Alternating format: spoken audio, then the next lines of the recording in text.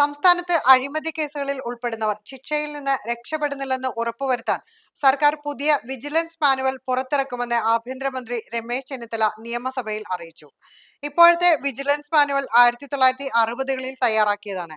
അതുകൊണ്ട് അതിൽ മാറ്റങ്ങൾ വരുത്തേണ്ട സമയം അതിക്രമിച്ചിരിക്കുന്നുവെന്നും ചെന്നിത്തല പറഞ്ഞു. കോൺഗ്രസ് MLA ജ്യോതികുമാർ ചാമക്കാലയുടെ ചോദ്യത്തിന് മറുപടി നൽകുന്നതിനിടെയാണ് മന്ത്രി ഇക്കാര്യം വ്യക്തമാക്കിയത്. നിയമസഭയുടെ അടുത്ത സമ്മേളനത്തിന് മുൻപ് മാനുവൽ പുറത്തിറക്കുമെന്ന് സഭയ്ക്ക് ഉറപ്പ് നൽകിയതായി അദ്ദേഹം അറിയിച്ചു. മെയ് 26-ന് ആരംഭിച്ച വിജിലൻസ് വകുപ്പിന്റെ പ്രോജക്ട് സീറോ അഴിമതി വിരുദ്ധ സംരംഭത്തെക്കുറിച്ചും അദ്ദേഹം സഭയിൽ പരാമർശിച്ചു. പദ്ധതി ആരംഭിച്ച 3 ദിവസത്തിനുള്ളിൽ ഡിവൈഎസ്പി റാങ്കിലുള്ള ഒരു പോലീസ് ഉദ്യോഗസ്ഥൻ കൈക്കൂലി വാങ്ങുന്നതിന് പിടിക്കപ്പെടുകയും സസ്പെൻഡ് ചെയ്യുകയും ചെയ്തതായി അദ്ദേഹം പറഞ്ഞു. അഴിമതിരഹിത കേരളം എന്ന ലക്ഷ്യം സാക്ഷാത്കരിക്കുന്നതിന് vigilance and anti corruptions bureau സംസ്ഥാനത്തുടനീളം കർശന നടപടികൾ സ്വീകരിച്ചു വരികയാണെന്നും മന്ത്രി അറിയിച്ചു. കേന്ദ്ര സർക്കാർ അഴിമതി നിരോധന നിയമത്തിൽ വരുത്തിയ ഭേദഗതി കാരണം അഴിമതി ആരോപണ വിധേയനായ വ്യക്തിയെ നിയമിച്ച അധികാരിയിൽ നിന്ന് പ്രോസിക്യൂഷൻ നടപടികൾക്കായി മുൻകൂർ അനുമതി വാങ്ങേണ്ടതുണ്ടെന്ന് ചെന്നിത്തല പറഞ്ഞു.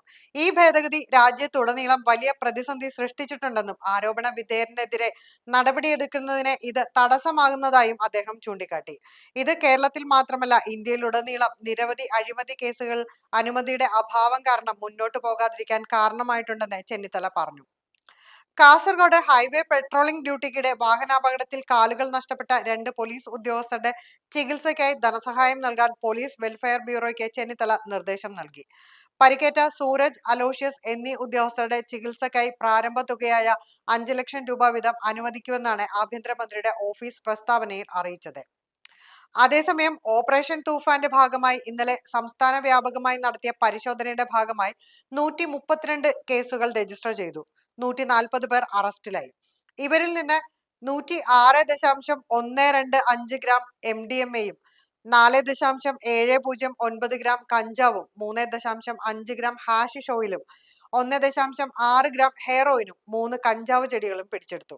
ഓപ്പറേഷൻ തൂഫാന്റെ ഭാഗമായി ഇതുവരെ 3525 കേസുകളാണ് രജിസ്റ്റർ ചെയ്തത്.